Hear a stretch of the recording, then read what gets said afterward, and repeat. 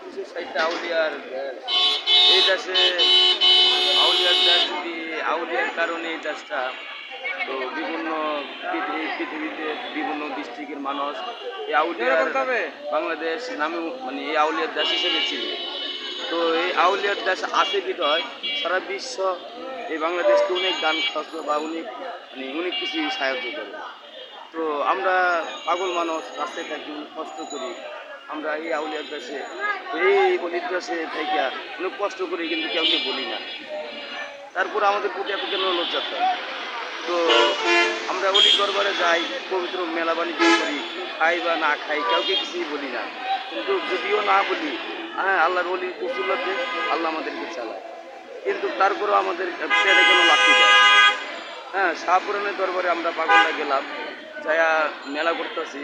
তো আমরা তো গান বাজনা করতেছি না, আমরা তো আসন নিয়ে পবিত্র অলিকে রাখতেছি, জিকির বাজারে করতেছি। হ্যাঁ, যেখানে জিকির করলে বলে কলম পরিষ্কার হয়। তো আমরা তো আমাদের ধ্যানে আছি। তো স্বাধীন বাংলাদেশে কেন স্বাধীন নাই? কেন মানুষের প্রতি নির্যাতন? হ্যাঁ, আমরা গরিব মানুষ, আমরা রাস্তায় থাকি, কত কষ্ট করি, শীতে কত কষ্ট করি, আমাদের তো কেউ আমাদের কোনো সাহায্য করে না। আমরা তো কিছু চাই না, কেউ থেকে কিছু চাই না, আমরা চাই আল্লাহর কাছে। তারপর আমাদেরকে কিভাবে মানে মানে মাইদর কইরা আমাদের পাগলদেরকে অত্যাচার কইরা অনেক পাগল মারা গেছে। হ্যাঁ, আমরা এটার বিচার চাই। তো ডাক্তার ইউনূস শুনলাম অনেক ভালো লোক বলে, যদি ভালো লোক হয়ে থাকে, যদি ঠিকই আল্লাহ যদি তার প্রতি হেদায়েত কইরা থাকে, তাহলে আমাদের এই সত্য এই বিচার সে কইরা দেখাইবে। কিন্তু সবচেয়ে বড় কথা হলো কোনটা? আল্লাহ কিন্তু সয় না, আল্লাহ কিন্তু আসলে সয় না। পাপ যখন ধরে এক সাইডের থেকে আল্লাহর গজব হইয়া সে বেশি দিন টিকে না। সত্যের জয় সবসময় হয়, আমরা জানি সত্যের জয় আল্লাহ একদিন করবে। সেই আশায় আমরা রাজপথে আসি আর থাকবো, যে পর্যন্ত সঠিক বিচার না পাবো এই রাজপথ আমরা ছাড়বো না।